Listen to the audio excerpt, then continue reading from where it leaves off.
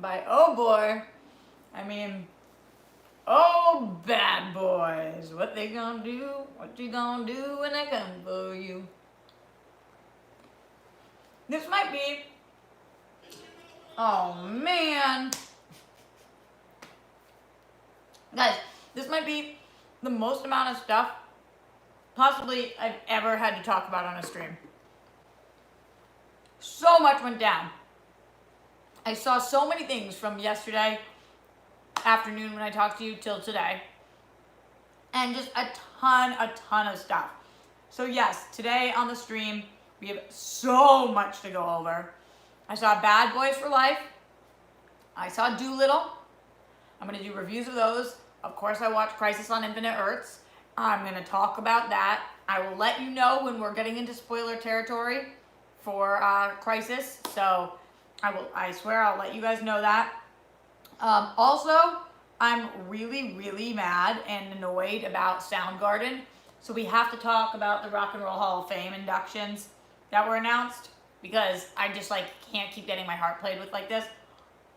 I love Soundgarden so effing much. Chris Cornell is my life. So I'm very frustrated about that. And I want to talk about the concept of earning your stripes, because it's been brought to my attention that some people don't necessarily know what that means. And so we need to dive into that as well, because I will not be having the kind of shit that I've been having about that. For everybody who is here right now, thank you for joining me live on this Wednesday. If you're here after the fact, thank you for being here. No matter what, try to give that thumbs up right now. It matters for the amount of people that find the channel. Helps with the algorithms. Also, subscribe if you have not already. We're trying to get to 20,000 subscribers. We're at 19.1.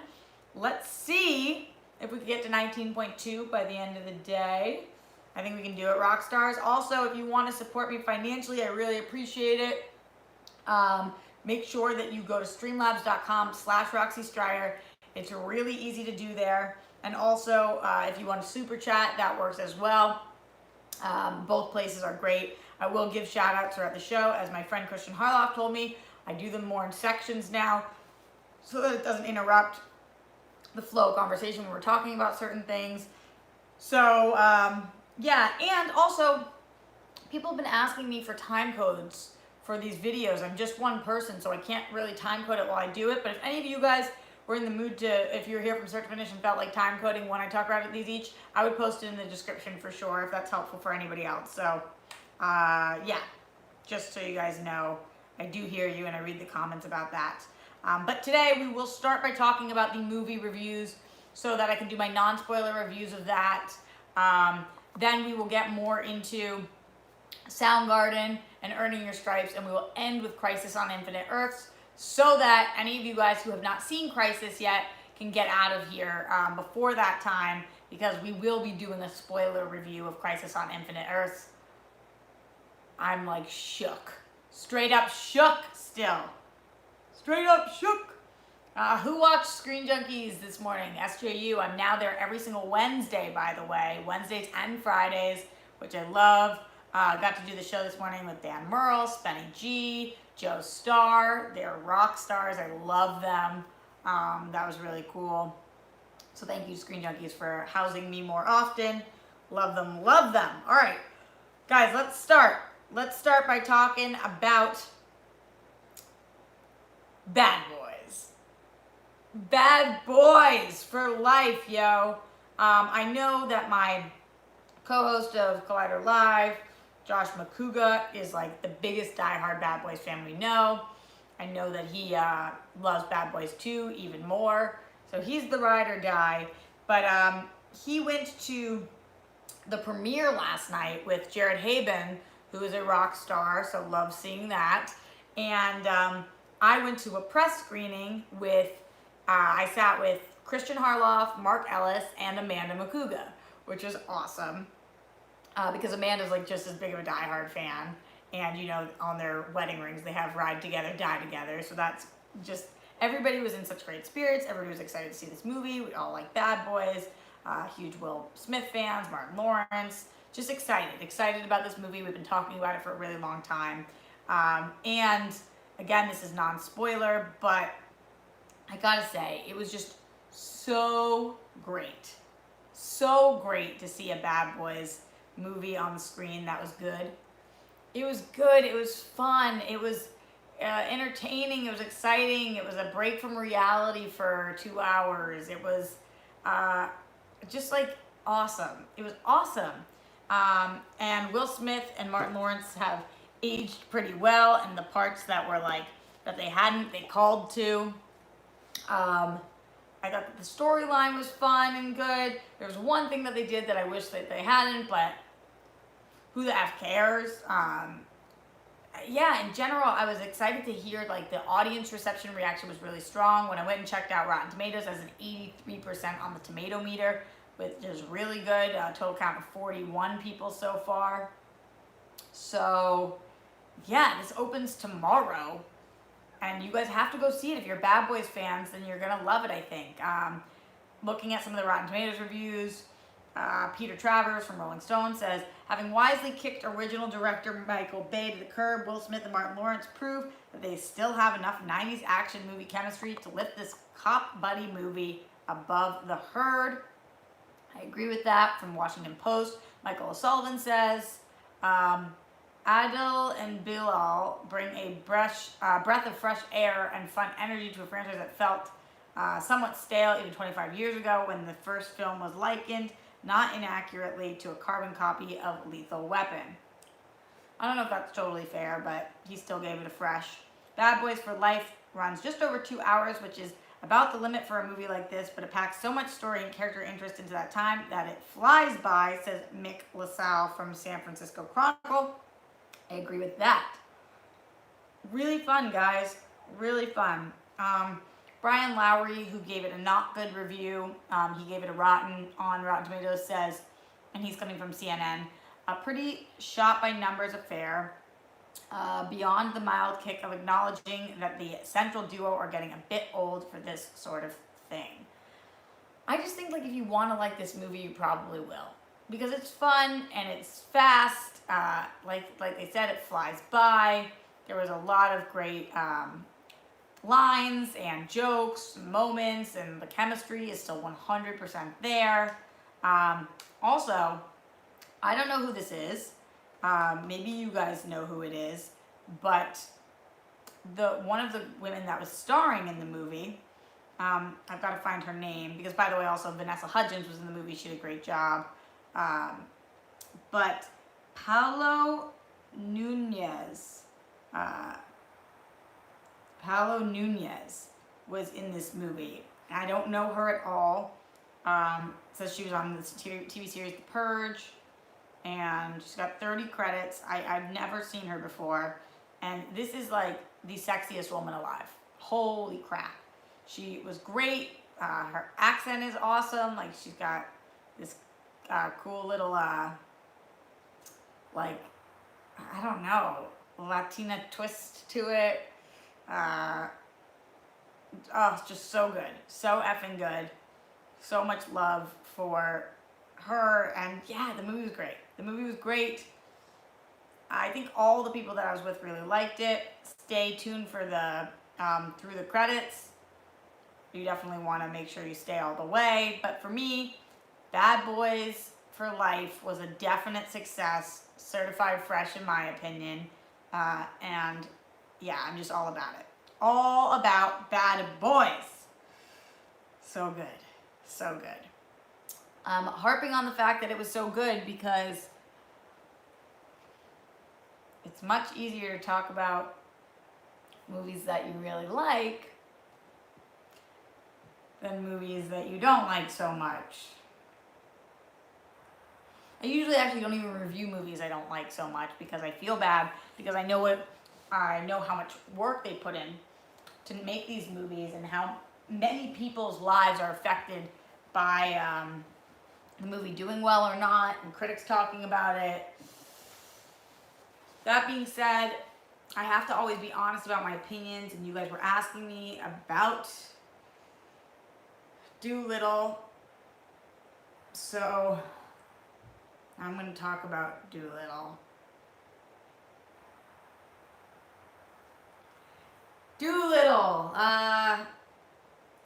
Dolittle was tough, man.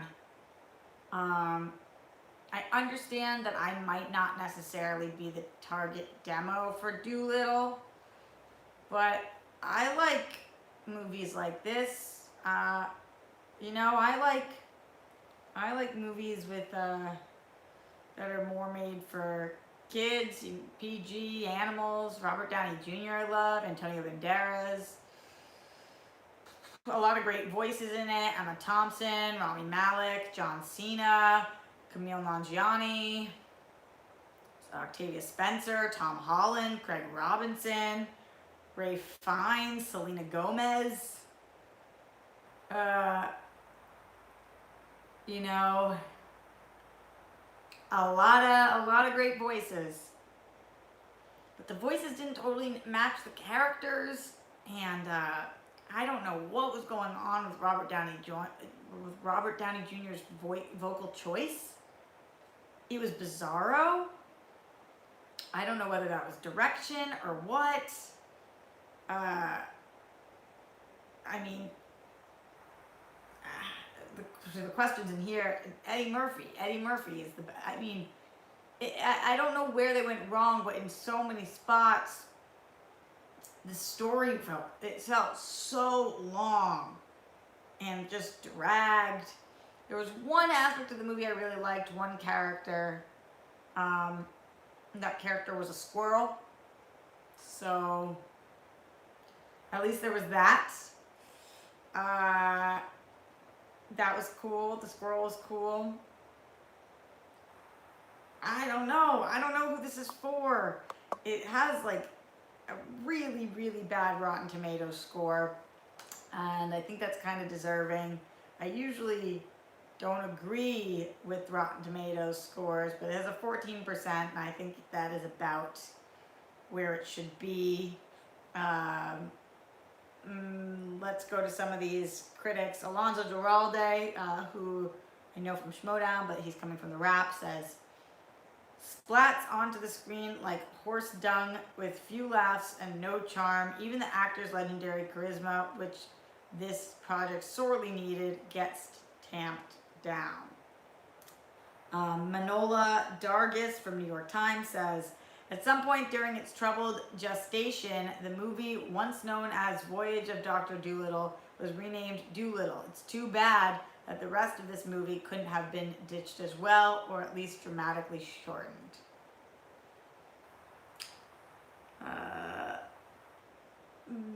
Bill Ebery from New York Magazine / Vulture says, I wasn't expecting Dolittle to be good, exactly, but I wasn't expecting it to be quite this bad. I think if you don't like the trailers, you're really not going to like the movie. You're really not going to like the movie. I actually didn't talk to a single person who did like it. I am curious, people in here. I'm trying right now to find the fresh reviews, okay? So the 3 out of 5 from the Mary Sue, Rachel Leishman says, if you want to go into something and just laugh and have fun, you'll enjoy Dolittle. I wanted to laugh and have fun, and I didn't. Richard Lawson from Vanity Fair gave it fresh. Dolittle is a film made for children, so we should probably mostly view it through that lens. In that regard, the movie is perfectly okay. I guess it is okay. It wasn't like offensive, it just was not good. Not good. So, yeah. Ivan wants to know which was worse, Dolittle or Cats, and the answer is Dolittle. I think that Cats has like such a lovable aspect because it does that like so not good it's good thing, and Dolittle does not do that. It was hard to, it was challenging. Yep, it was challenging. So I'll just say, I always think you guys should make up your opinions for yourself, but I wouldn't spend my money on this if you're asking my thoughts. go support the people, I guess. Maybe the kids will like it more. So anyway, those are my thoughts on Dolittle and Bad Boys for Life. Um, Going over to the Super Chat and the Streamlabs to see what you guys are talking about. In the Super Chat, Andrew Thomas says, hey Roxy, I enjoyed Crisis. The whole 5-parter felt like a long movie. Totally. And of course, I'm going to be spending the majority of time on this stream talking about Crisis, but we're going to save it to the end for the people who have not seen it yet, so that we don't spoil it for them. But yes, Crisis was A+, so effing good. Going to the Streamlabs, streamlabs.com/Roxy Stryer. Glenn Caesar, the most generous person on the planet, $50. Hey Roxy, today's SJU was great. Love the discussion in Trevorrow's episode 9 script leak. Heard you say, due to the fates, as Borat and Yoda voice was hysterical. Looking forward to hearing you talk about Crisis on Infinite Earths. Hashtag Rockstars Band. Oh, he said COIE. I haven't seen it written that way. Yeah, we're definitely going to talk about it in the episode 9 script leaks. Well, I hope Robert Meyer Burnett made a lot of money off that. Don Stellato says, fuck the Rock and Roll Hall of Fame. They do not even have Motorhead or Slayer, not even Dio in the hall. Fuck them. We'll talk Hall of Fame too. Douglas Johnson, will you be checking out the Aaron Hernandez docuseries? Where is it? And probably. McKinley Woodson, Crisis was meh on the first 3, and the last 2 were epic. I kind of agree, and I can't wait to really break that down. Alec Miller says, just want to say I love you, Rocks, and go Rockstars this year. Next time the Schmodown comes to Texas, specifically Houston, I hope I get to say hi, and goddamn Alex Cora. Thanks, Alec Miller. Schmodown forever. Rockstars are epic. See you in, I don't know if we're going to go back to Houston. It's looking more like Austin, but we will see. And you can always travel for the Schmodown. Kind of fun. Gotta say, kind of fun. To Junko Tamia in the super chat. Love to a fellow Bostonian from your fan at MIT. Oh, you're wicked smart, huh? MIT, great place to be. Boston's amazing. Boston has my whole heart and soul. I love it the most. Yay, yay, yay. Love it. Cool. So, guys, on that note, again, streamlabs.com/Roxy Stryer is the best way to financially support me. Also in here in the super chat is great, and if you haven't already, don't forget to hit thumbs up on this video. Even if you're watching after the fact, you can still hit thumbs up, you can still subscribe, and you can still go to streamlabs.com/Roxy Stryer. Guys, it froze for a second. Also, tell a friend about the rock stars and the streams and all of the things that we're doing. I appreciate it. We're gonna grow the Rockstars band as vast and wide as we possibly can. Okay, so let's talk a little Rock and Roll Hall of Fame, guys. Let's talk a little Rock and Roll Hall of Fame. Now, if you don't care about the rock and roll, if you don't care about rock and roll in general, then fine. Then that's fine. But to me, rock and roll is where it's at. You guys know, my dad put back together Aerosmith and was a concert promoter. Guns N' Roses, AC/DC, the whole 9 yards. So I grew up on rock and roll. Rock and roll was my shit, and so I love rock and roll, and I love that there is a Rock and Roll Hall of Fame. But they continuously upset me many, many times. They announced today who are going to be inducted, and it's Depeche Mode, Doobie Brothers, Whitney Houston, 9 Inch Nails, Notorious B.I.G., and T-Rex, which is as they should be, all of them. Great inductions, excited about that. Really excited about Whitney Houston, as there was a lot of controversy around whether or not to induct her. And I'm glad to see that they did the right thing. And it's not that I don't think these people should be inducted. It's not that. It's that they continue to snub people And why? Why do they continue to snub people? Now, the person that I'm talking about in particular is Chris Cornell. Chris Cornell of Soundgarden and Audioslave is not in the Rock and Roll Hall of Fame, and the fact that Soundgarden is like one of the originators of grunge and one of the I think top 100 bands of all time. For me, way higher than that, top 10, but top 5 even probably. I go back and forth with Audioslave. Soundgarden, I like their sound better, but Audioslave I actually like more of their songs. But in general, Chris Cornell is brilliant, and he was eligible as of like 5 years ago to be inducted, and he hasn't been, and I don't understand. Why. And I know he's not the only one who got snubbed, but it's just like, how can you think that Soundgarden shouldn't be in the Rock and Roll Hall of Fame? How?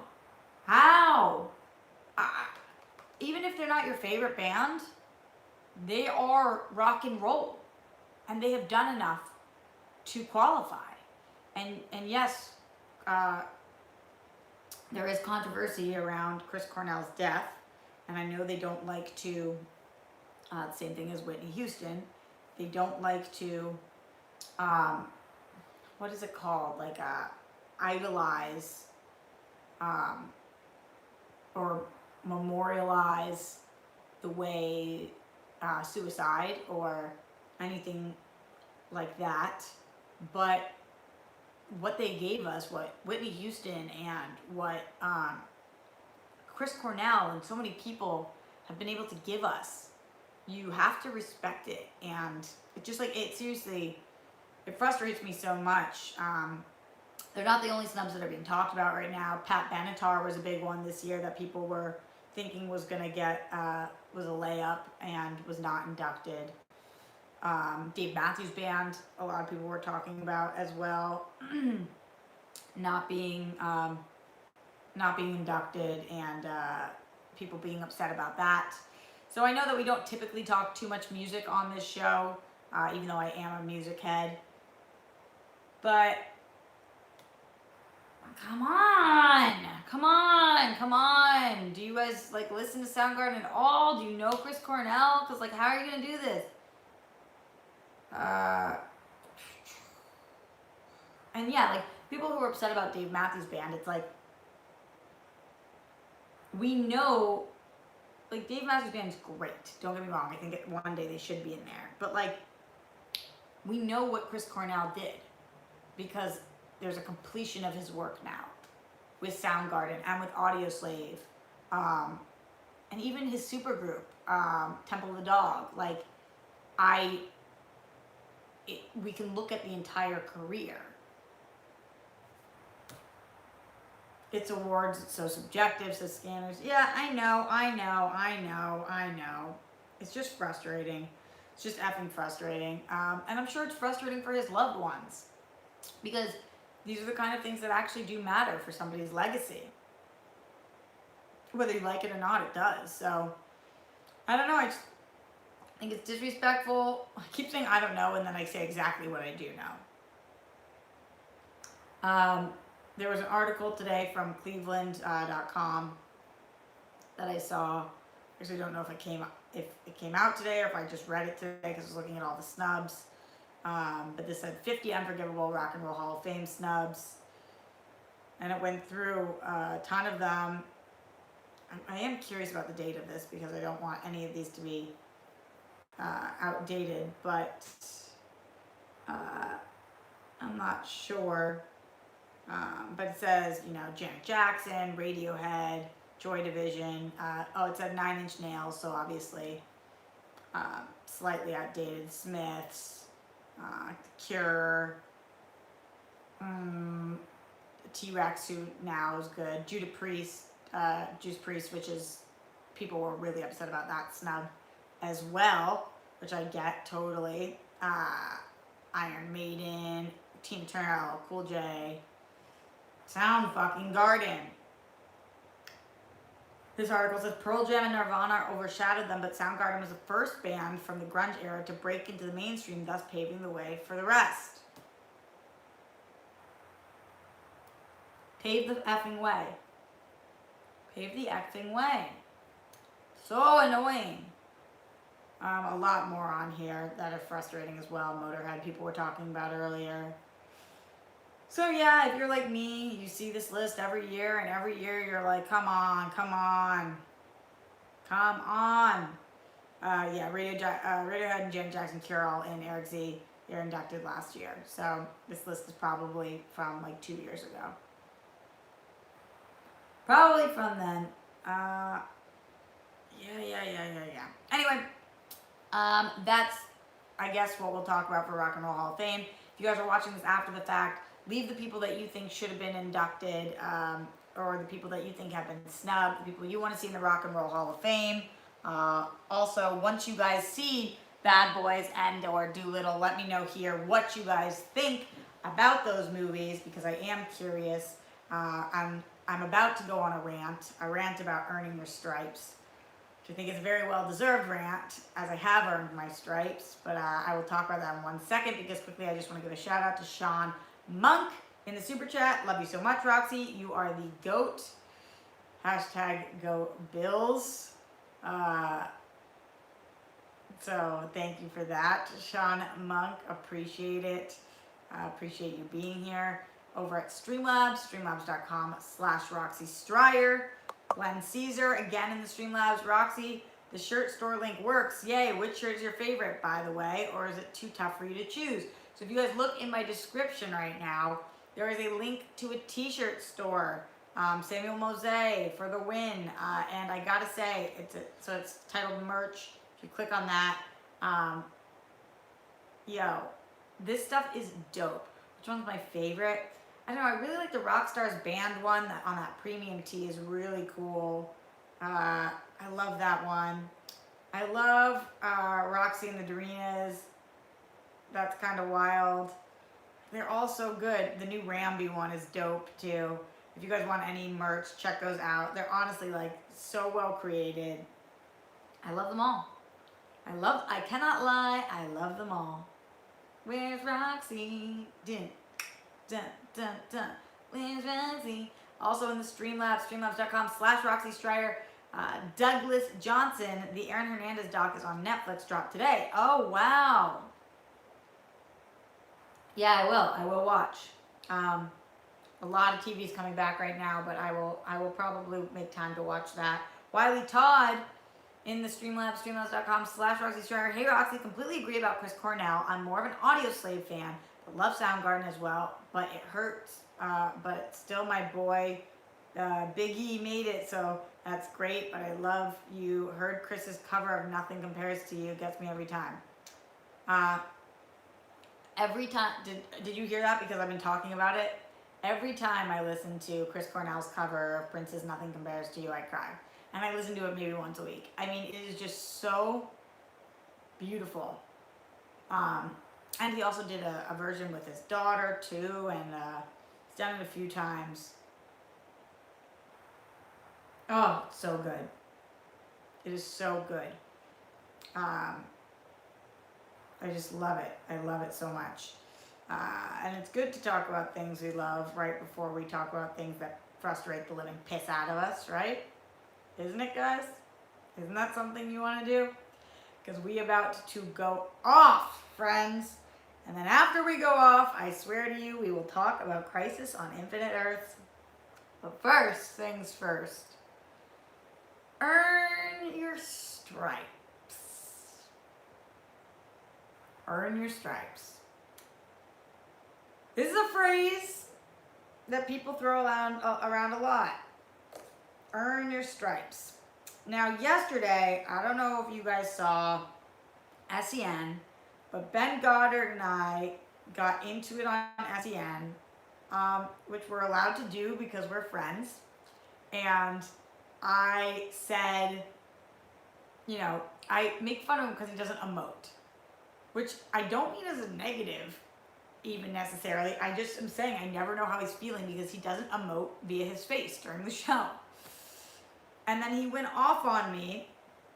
And he had his big rant. And keep in mind, like, it's all for show as well. And I thought it was funny. He did dick on me about, he said, at least I have a show. Which is fine. Everybody knows I lost my job this year. But he's my friend. So he's allowed to say that.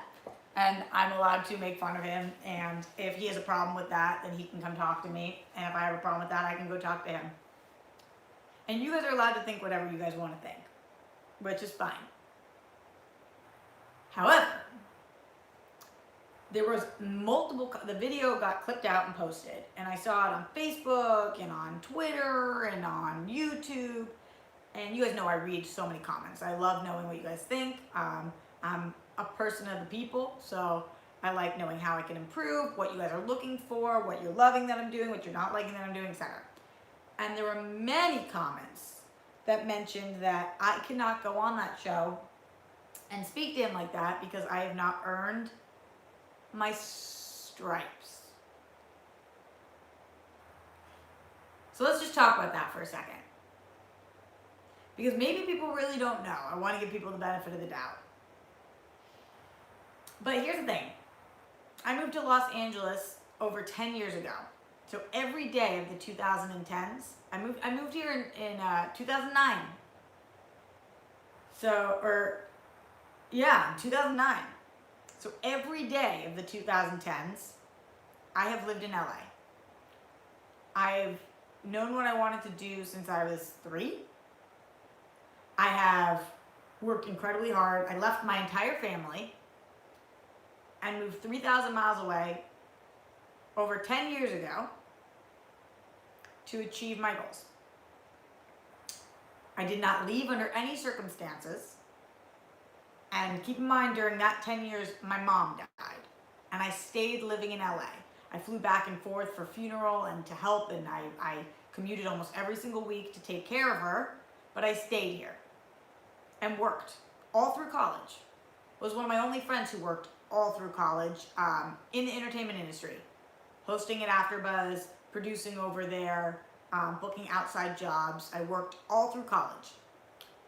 Graduated college 6 months early, so I did it in 3.5 years, stacked up all my classes to make sure I could start working full time and save the money on courses. So I've been working at this for 10 full years, a decade. Not saying 10 years is more time than everybody else in life, but 10 years is a long time. I've been on camera for over 10,000 hours. They say that makes you an expert. Doesn't mean that you guys have to like me, but that's what they say. I've been working with Christian Harloff for 7 years. 6 or 7 years. Met him through AfterBuzz and was on the original Schmo's No Show. Used to call matches for Schmodown when it first started. So co-hosted Schmo's No with them several times. Was part of Schmodown forever. Before Odd Couple, I had the league. Before that, I was calling matches when they were at the AfterBuzz studio. Did DC Movie News, which was put together the panel by Christian Harloff. Had all of those meetings with them. Then when he moved to Collider, I co-hosted a show with him for almost 2 years. Collider Live. I have done countless movie reviews with him, done one-on-one with him, literally any and everything that you could think of. When I lose my job, I go on SEN, which I was not allowed to go on while I was with Collider. And I'm on the show, and that now 10 years later, 7 with him, means I need to earn my stripes. I've earned my fucking stripes. And again, you don't have to like it. But I earned my fucking stripes. And this is nothing against Ben Goddard, who I really fucking like, and I think he's doing a great job. But he's been on the show for 2 months. November and December. So 2.5 months he's been working on the show. He's been coming around Schmodown for a little longer than that. But everybody's saying that he can come at me because he's earned his stripes being on SEN. And I have not earned my stripes. Needs to reassess the fucking situation. Because again, nothing to do with him. He can come at me all he wants. We're friends. And by the way, I laughed through the whole situation and didn't have one issue with it. But you guys at home who think that I need to fucking earn my stripes are blind. Because I'm covered in stripes. And it's taken me a long time to get to even the little level of success that I have. And I don't even know that you can call it success considering I just lost my fucking job. But this fucking pissed me off. That pissed me off. And I go in the Facebook group and I start responding, and then I was like, I can't even. Because how am I going to explain all of that in a fucking Facebook response when people say that I need to check myself or earn my stripes? Suck my fucking dick. If this was my first year at it, fine. Second year at it, fine. Third year at it, okay. Fourth year at it, you're getting a little crazy. 10th year where I've been doing this full time.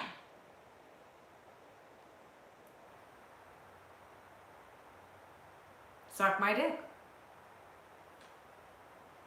Anyway, I like them apples. I know. And again, this has nothing to do with him, not fair to him, but I get this all the time on so many different shows. She's gotta earn her stripes. She can dish it, but she can't take it. I can take it, and I did. And I get dicked on more than anybody on that show, either live or SEN. Like, I get ripped to shreds, and guess what? I still come back. So suck my fucking dick, or suck my schlong. Suck my schlong. So annoying. And I have to say, and I'm sorry I don't usually go to this. But truthfully, it seems like a sexist thing. It seems like a fucking sexist thing. And I could be wrong. But anytime somebody tells me to earn my stripes, they're a fucking dude. And it's when I come at another dude who's been at it way less long than I have, who has no stripes. And he's earning his stripes, by the way. He's taking his lickings, and he's doing it with grace and dignity and awesomeness. But I think it's a fucking sexist thing. I do. I think a lot of the hate I get, specifically in this area, but in general, is fucking sexist. So if I'm not allowed to say that, I'm not allowed to say it, but I'm saying it. So that's how I feel. Can't believe that's the first time I've said that. And I don't like the word. Because even putting it out in the universe means that, like, you could get it back. I don't know. And again, I don't usually say that. But, like, when it comes down to it, sometimes you gotta call a spade a spade.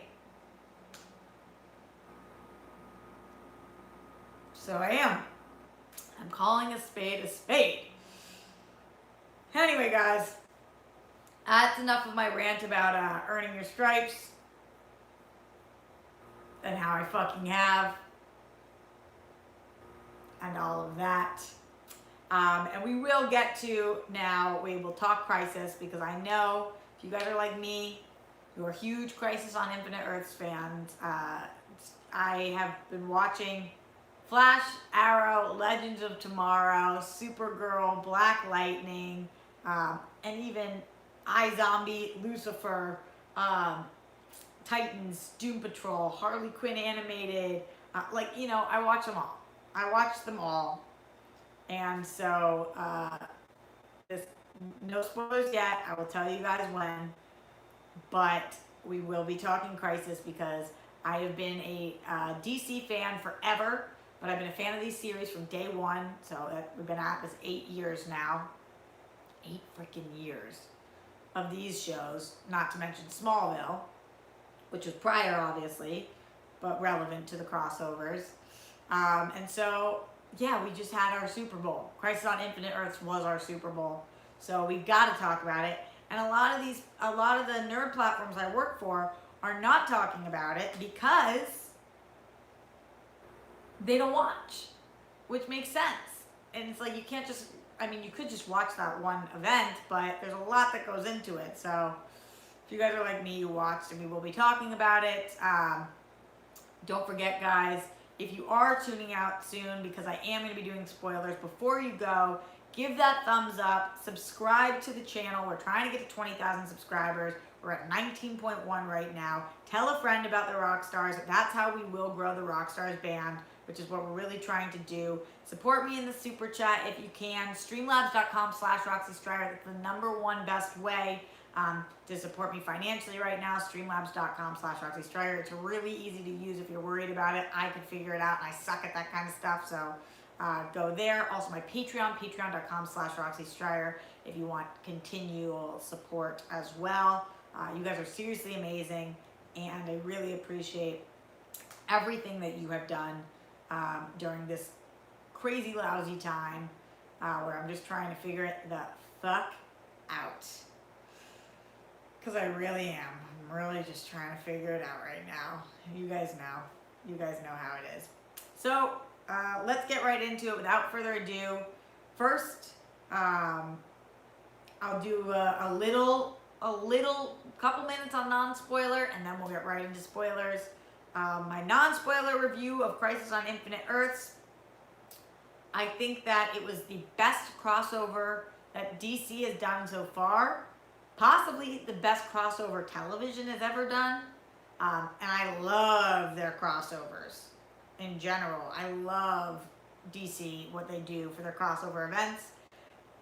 This one was split up into 3 before the break and 2 after, which I thought was silly for them to do until I saw this, and kind of it made more sense why. I got it a little more. I respected the decision a little more. Not that I ever didn't respect it, but it made sense. I think they did a good job splitting it up, which was on which show, and splitting up the amount of time we were spending with each character. I thought they were really great cameos. I thought the ending was kick butt. So in general, if you are thinking about watching this, even if you don't watch the shows, I would give it a shot because it's so ambitious and so incredible what they were able to pull off, and I think you will like it. But the people who will really love it are people who watch the shows. And even if you haven't watched a season or 2, I still think that you will really appreciate what they did. So yeah, Crisis for the win.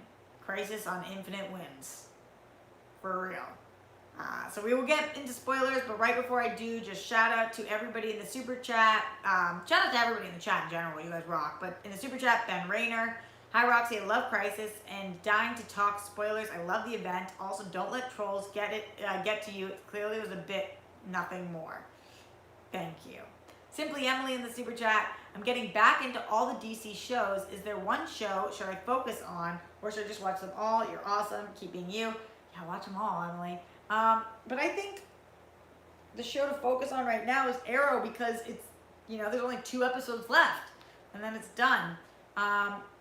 I think that I liked Legends the best, but it has the least tie-ins with everything else. Supergirl and Flash got a little rocky, but I love them both. Black Lightning was amazing in season 1, pretty great in season 3. Season 2 wasn't awesome. Kind of depends on what you like. Hope that helps at all. I know there's so many of them.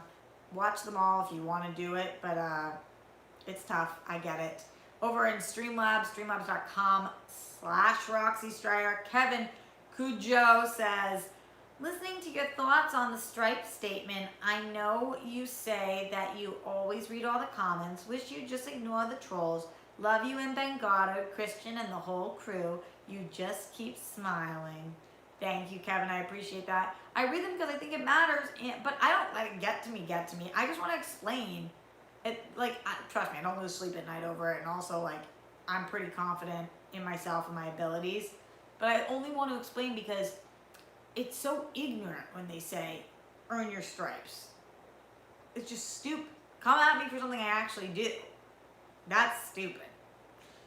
Alright guys, let's get into spoilers. We are getting into spoiler talk for Crisis on Infinite Earth, so if you did not watch and are planning on watching, I would bounce now. If you did not watch and are never going to watch, stay, because you probably want to know what happened on it. And if you did watch and are dying to talk about it, you're the ones that I'm here for. Crisis on Infinite Earth spoilers start right meow. Holy shit, guys. I mean, okay. So the big things that we need to talk about, Ezra Miller, obviously. Really bummed about this because goddamn effing Twitter, in the trending section, Ezra Miller was trending, and I was like, why would Ezra Miller be trending? And then I was like, oh man, because I couldn't watch until after I went and saw Bad Boys, so that was spoiled for me, hardcore, big time. Sure, it was spoiled for a lot of you. My brother texted me about the fact that it was spoiled for him also, so I'm sure this happened to a lot of you guys, because when you see Crisis on Infinite Earth trending and you see Ezra Miller trending, really that can only mean one thing, unless he commented about it from home. But even with it getting spoiled, I didn't know how and when it was going to happen, and the fact that it happened in episode 4, the way that it did, I thought was ballsy as fuck. I thought, like, definitely it'd be in the 5th episode, towards the end or something. But this was dope city. I mean, Ezra Miller, everybody knows he was not my favorite part of Justice League. I think he got some crappy direction and made some strange character choices. And I'm not one to say, not my Barry Allen, but like, really, Grant Gustin is my Barry Allen. And it was hard comparing Ezra Miller to him. That being said, this was my favorite iteration of Ezra Miller's Barry Allen we've ever seen, because I felt like he got to have a little more fun, and it was like a campier environment, and them interacting together was just so cool. And there were a lot of people saying there's no way that they shot this together, green screen, whatever, but then there were pictures of them on set, like hugging and shaking hands, and that was just like effing awesome. So awesome. I have to tell me what you guys thought about Ezra Miller. Send bunnies if you loved it, if you loved having him there. I don't know a single person who didn't like seeing Ezra Miller there. And it was so cool, the TV universe acknowledging the film universe, and also, of all of the characters in the film universe, this is the best one to do it because they're both Barry Allen. You know, like, it would have been cool, obviously, to have Gal Gadot there, but it wouldn't have had that same Barry Allen moment. Yes, we do have Superman. It could have been Henry Cavill, but we saw 3 Supermen in this crisis, you know? It's just going to be a lot of Superman. A lot of Supermans. Yeah, I think that this was the best choice they could make, and he probably was the one who was willing to do it. I think that was a smart choice on his part, because it shows that he's a legitimate fan of these properties and wants to give back to the fans as well, because there's no way they could pay him the big bucks for this. So, you know, he wanted to do this because he wanted to do it for the fans, and that goes a long way. We've seen him do stuff like this for Fantastic Beasts, and now here, just like really showing up at these conventions and talking to people and giving to people, and I just think he's the shit. I just didn't love his character in Justice League, but I think Ezra Miller as a dude Ezra's the homie. That's so cool that Ezra decided to do this and that they thought of this. I love that. So yeah, that was really exciting. Then other interesting things that they did, obviously that ending though. I mean, that table with everybody's logo and their own little Justice League, like, how effing cool is that? How effing cool was that? Like, watching what they were able to do there made me feel excited about the future of these shows, which I haven't felt in a long time. I loved watching them all sit around. I loved seeing all the logos. We got batarangs in this episode, which was dope too. But just seeing the table and being like, wow, we like JLA table, man. Like, holy shit. And on a TV dime, it looked awesome. And even even if some of the crisis went slow or wasn't as entertaining, leading up to that point was all worth it. It was just like this moment in my soul where I was like, they are paying us back for the years of our lives that we've been watching this and showing like all these shows matter and cross over and it pays off. Like, that was so effing cool. So cool. And we don't know what the future will look like of all of these things. But for this crossover, man, I thought it was incredible. I'm going to read some of the super chats right now because you guys have comments that are regarding Crisis. So anything regarding Crisis, I will read right now. Lucas Shawshank says, Justice League Flash was a tough pill to swallow, especially the scene where he had to be told to rescue civilians. Yeah, it just didn't work for me. It just didn't work. But this so worked. And I know that Ezra Miller is talented, so I'd be excited to see what he can do, especially after this. Ben Rayner says top 5 moments from last night. 1, Flash and Flash. 2, Bebo. Seeing Bebo back. Like, people who don't watch Legends must be so confused by Bebo. Bebo's amazing. 3, Doom Patrol popping up as Earth 21. 4, Oliver as Spectre. A lot of people are giving Oliver as Spectre crap because it just looked like Oliver, but I thought that was cool, and I liked the lines about like kind of being Oliver and whatnot. And 5, Merging Earths and Justice League nod. I love those two. Great moments, great picks. Totally. Glenn Caesar in the super chat. Roxy, all of our main heroes together on Earth Prime? Question mark? Yeah. Yeah, and like I wonder what that will mean for the individual series moving forward. What does that look like? You know, like how do we manage that? How do we handle that? I don't know. I don't know ultimately what's going to happen with Black Lightning or his family in that situation, or if we're going to have more crossovers, or we do know that we're getting a Lois and Clark. We know that we're getting a Canary series. All of this matters and is relevant right now because now we're all on Earth Prime. Sean Cal 26 in the super chat. I loved the Gleek tease. Thought of you and Adam on DC Movie News and Wonder Twins shtick. LOL. Yeah, that was kind of cool. Where are we gonna go with that though? Is that a Legends thing? I mean, I don't know. I don't know. Tell me your thoughts, guys. Super chat and streamlabs.com/Roxy Stryer. What did you think? What did you think of this episode?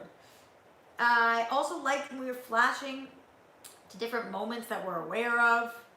You know, like when Ruby Rose, when Kate pops in on Ray talking, or, you know, when we go back to Sarah Lance's death and we pop in there. I don't know who my favorite character was in this crossover. A lot of them were great. Flash was really great. I'm excited for new Adam. I'm excited about the fact that we've merged and what this could do for the crossovers. I'm concerned about the show Black Lightning. I like it. I love the show. What are they actually going to do? How are they going to do this? Yeah, but I think that nobody saw this coming. I was talking to a friend of mine who had read the script. I can't say who. And my friend said to me, you are never going to believe what happens in Crisis. And I said, don't tell me, don't tell me. And then afterwards I thought to myself, what could happen in Crisis that I wouldn't believe? And the ending part, I think people would believe that we get a JLA table. But that Ezra Miller scene, I really wouldn't have believed that if somebody told me that. I really wouldn't have believed that. So, incredible job. Anyway, those are my thoughts on Crisis on Infinite Earths. They got a lot to do if they're going to do a crossover next year. I didn't even talk about Oliver. I wonder what the next 2 episodes of Arrow are going to be. Because how are they even going to do that? Also, I'm pretty sure that Felicity is supposed to appear in the last episode. Maybe the last 2, but I think the last one. So, we'll see. Yeah, but I don't know how they're going to deal with the Oliver stuff. and what's going to happen there. Anyway, that's the time that we have for today, guys. Anybody who's still here, thank you for tuning in for the entire show, talking about Crisis and Dolittle and Bad Boys and earning your stripes and Soundgarden getting snubbed. I will be back, I believe, tomorrow night, probably around 6:30, I'm hoping. And if I can't make that, then I definitely will be here Sunday. I'll keep you guys posted on everything. For anybody who's in here now, don't forget to thumbs up if you haven't already, and subscribe to this channel. Trying to get to 20,000 subscribers. We can do it, Rockstars. Show support and love here in the super chat or by going to streamlabs.com/RoxyStryer. Also my Patreon, patreon.com/RoxyStryer. You can do Streamlabs or Patreon anytime. Doesn't have to be during the live stream. Thank you guys all for joining me and for talking about all of this. I'm sure there will be a whole new slew of episodes 9 that are released script-wise tomorrow, or all new things to always talk about. Oh my God, I don't know if this is the most flattering shirt, at least that I just saw here. Anyway, thank you guys for being here. Love you. Oh boy, go see Bad Boys. Enjoy yourselves, and I'll talk to you really soon.